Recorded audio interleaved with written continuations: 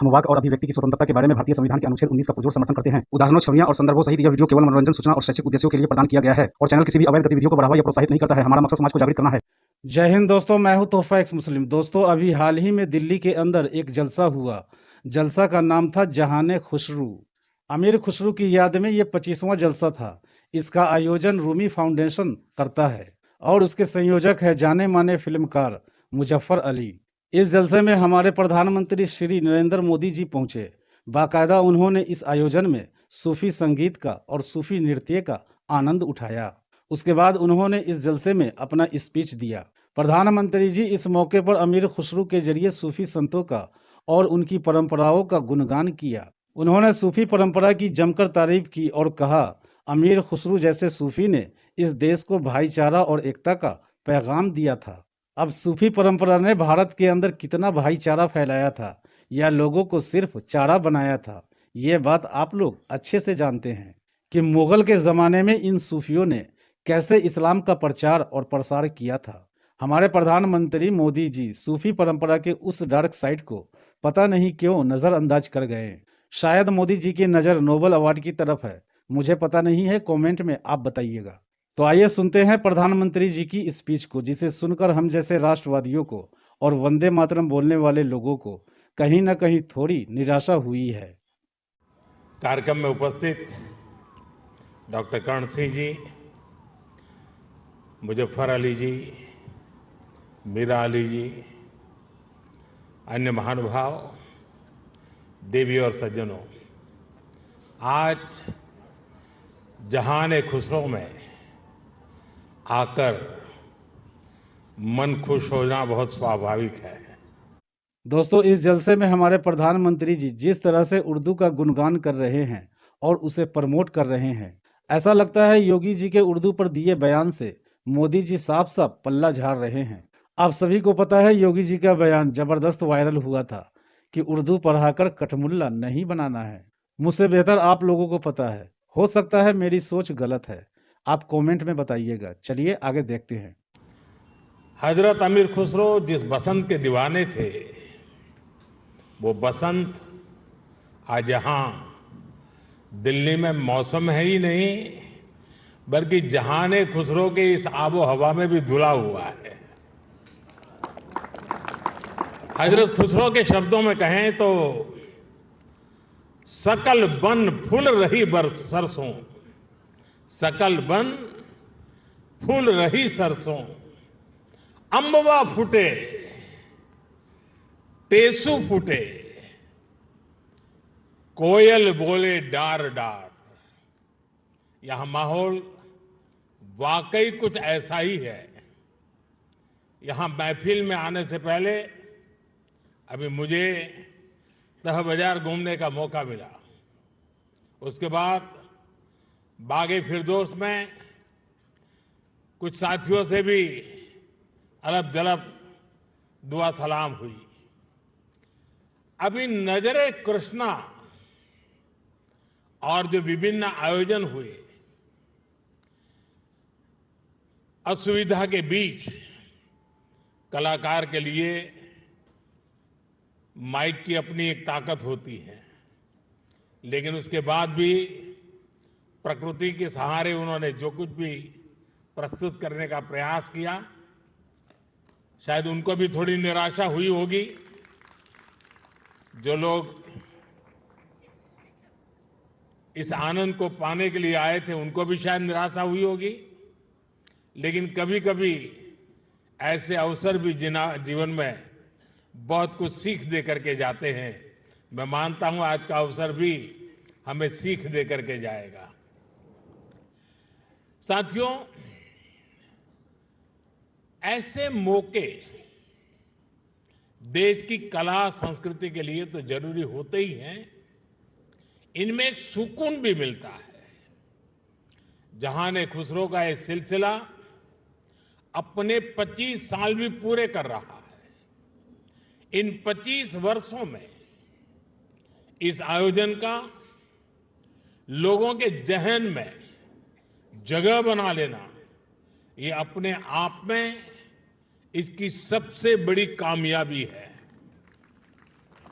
मैं डॉक्टर कर्ण सिंह जी, मित्र मुजफ्फर अली जी, बहन मीरा अली जी और अन्य सहयोगियों को इसके लिए बहुत बहुत बधाई देता हूं। जहाने खुसरो का ये गुलदस्ता इसी तरह खिलता रहे, मैं इसके लिए रूमी फाउंडेशन को और आप सभी को बहुत बहुत शुभकामनाएं देता हूं। रमजान का मुबारक महीना भी शुरू होने वाला है। मैं आप सभी को और सभी देशवासियों को रमजान की भी मुबारकबाद देता हूं। आज मैं सुंदर नर्सरी आया हूं तो हिज हाइनेस प्रिंस करीम आगा खान को भी याद आना मुझे बहुत स्वाभाविक है। सुंदर नर्सरी को सजाने संवारने में उनका जो योगदान है वो लाखों कला प्रेमियों के लिए वरदान बन गया है। साथियों, गुजरात में सूफी परंपरा का बड़ा सेंटर सरखेज रोजा रहा है। वक्त के थपेड़ों में एक समय उसकी हालत काफी खराब हो गई थी। जब मैं मुख्यमंत्री था तब उसके रिस्टोरेशन पर काफी काम करवाया गया था। और बहुत कम लोगों को मालूम होगा, एक जमाना था जहां सरखेज रोजा में बड़ी धूमधाम के साथ कृष्णोत्सव मनाया जाता था और बहुत बड़ी मात्रा में मनाया जाता था। और आज भी यहां कृष्ण भक्ति के रंग में हम सब रंग गए थे। मैं सरखेज रोजा में होने वाले सालाना सूफी संगीत कार्यक्रम में शिरकत भी अवसरन किया करता था। सूफी संगीत एक ऐसी साजी विरासत है जिसको हम सब मिलजुल कर जीते आए हैं। हम सब ऐसे ही बड़े हुए हैं। अभी यहां नजरे कृष्णा की जो प्रस्तुति हुई उसमें भी हमारी साजी विरासत की झलक दिखाई देती है। साथियों, जहान खुसरो के इस आयोजन में एक अलग खुशबू है। ये खुशबू हिंदुस्तान की मिट्टी की है।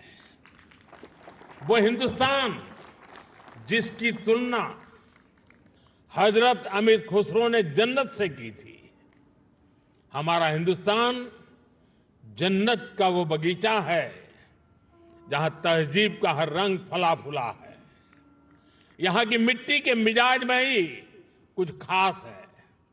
शायद इसलिए जब सूफी परंपरा हिंदुस्तान आई तो उसे भी लगा जैसे वो अपनी ही जमी से जुड़ गई हो। यहां बाबा फरीद की रूहानी बातों ने दिलों को सुकून दिया। हजरत निजामुद्दीन की महफिलों ने मोहब्बत के दिए जलाए। हजरत अमीर खुसरो की बोलियों ने नए मोती पिरोए और जो नतीजा निकला वो हजरत खुसरो के इन मशहूर पंक्तियों में व्यक्त हुआ। बन के पंछी भय बावरे, बन के पंछी भय बावरे, ऐसी बिन बजाई सांवरे, तार तार की तान निराली, जुम रही सब वन की डारी। भारत में सूफी परंपरा ने अपनी एक अलग पहचान बनाई। सूफी संतों ने खुद को महज मस्जिदों या खानकाहों तक सीमित नहीं रखा। उन्होंने पवित्र कुरान के हर्फ पढ़े तो वेदों के स्वर भी सुने।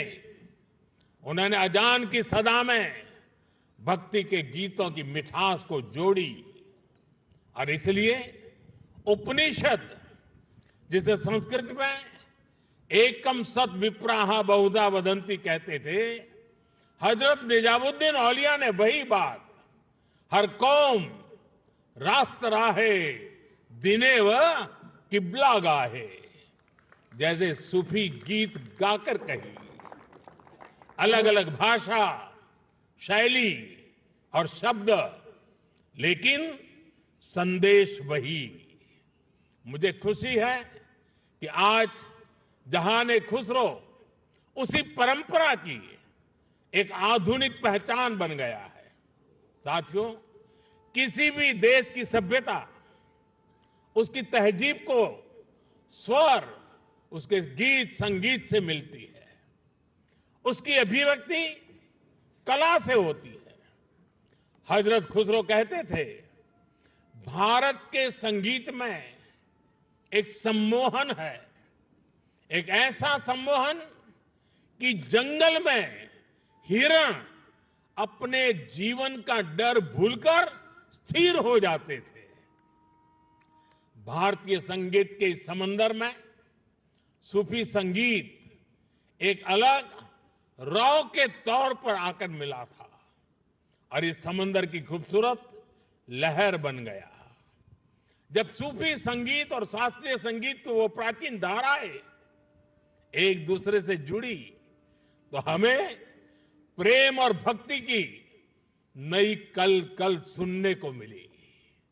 यही हमें हजरत खुसरो की कव्वाली में मिली, यही हमें बाबा फरीद के दोहे मिले, बुल्ले शाह के स्वर मिले, मीर के गीत मिले। यहां हमें कबीर भी मिले, रहीम भी मिले और रसखान भी मिले। इन संतों और औलियों ने भक्ति को एक नया आयाम दिया। आप चाहे सूरदास को पढ़ें या रहीम और रसखान को, या फिर आप आंख बंद करके हजरत खुसरो को सुने। जब आप गहराई में उतरते हैं तो उसी एक जगह पहुंचते हैं। ये जगह है आध्यात्मिक प्रेम की वो ऊंचाई जहां इंसानी बंदी से टूट जाती है और इंसान और ईश्वर का मिलन महसूस होता है। आप देखिए, हमारे रसखान मुस्लिम थे लेकिन वो हरिभक्त थे। रसखान भी कहते हैं, प्रेम हरि को रूप है, त्यों हरि प्रेम स्वरूप। एक होई दुवैयो लसई, जो सूरज और धूप। यानी प्रेम और हरि दोनों वैसे ही एक ही रूप है जैसे सूरज और धूप। और यही एहसास तो हजरत खुसरो को भी हुआ था। उन्होंने लिखा था, खुसरो दरिया प्रेम का सो उल्टी वाकी धार, जो उतरा सो डूब गया, जो डूबा सो पार। यानी प्रेम में डूबने से ही भेद की बाधाएं पार होती है। यहां अभी जो भव्य प्रस्तुति हुई उसमें भी हमने यही महसूस किया है। साथियों, सूफी परंपरा ने न केवल इंसान की रूहानी दूरियों को खत्म किया बल्कि दुनियावी दूरियों को भी कम किया है। मुझे याद है साल 2015 में जब मैं अफगानिस्तान की पार्लियामेंट गया था तो वहां मैंने बड़े भाव भरे शब्दों में रूमी को याद किया था। 8 शताब्दी पहले रूमी वहां के ही बल्ख प्रांत में पैदा हुए थे। मैं रूमी के लिखे का हिंदी एक तर्जुमा जरूर यहां दोहराना चाहूंगा, क्योंकि ये शब्द आज भी उतने ही प्रासंगिक है। रूमी ने कहा था, शब्दों को ऊंचाई दे, आवाज को नहीं। शब्दों को ऊंचाई दे, आवाज को नहीं, क्योंकि फूल बारिश में पैदा होते हैं, तूफान में नहीं। उनकी एक और बात मुझे याद आती है। मैं थोड़ा देशज शब्दों में कहूं तो उसका अर्थ है, मैं ना पूरब का हूं ना पश्चिम का, ना मैं समंदर से निकला हूं और ना मैं जमीन से आया हूं। मेरी जगह कोई है ही नहीं। मैं किसी जगह का नहीं हूं, यानी मैं सब जगह हूं। ये विचार, ये दर्शन वसुधैव कुटुंबकम की हमारी भावना से अलग नहीं है। जब मैं दुनिया के विभिन्न देशों में भारत का प्रतिनिधित्व करता हूं तो इन विचारों से मुझे ताकत मिलती है। मुझे याद है जब मैं ईरान गया था तो ज्वाइंट प्रेस कॉन्फ्रेंस के समय मैंने वहां मिर्जा गालिब का एक शेर पढ़ा था, जनुनत गरबे नफ्से खुद तमाम अस्त, जे काशी पाबे काशान निम गाम अस्त। यानी जब हम जागते हैं तो हमें काशी और काशान की दूरी केवल आधा कदम ही दिखती है। वाकई आज की दुनिया के लिए जहां युद्ध मानवता का इतना बड़ा नुकसान कर रहा है, वहां ये संदेश कितने काम आ सकता है। साथियों, हजरत अमीर खुसरो को तुतिए हिंद कहा जाता है।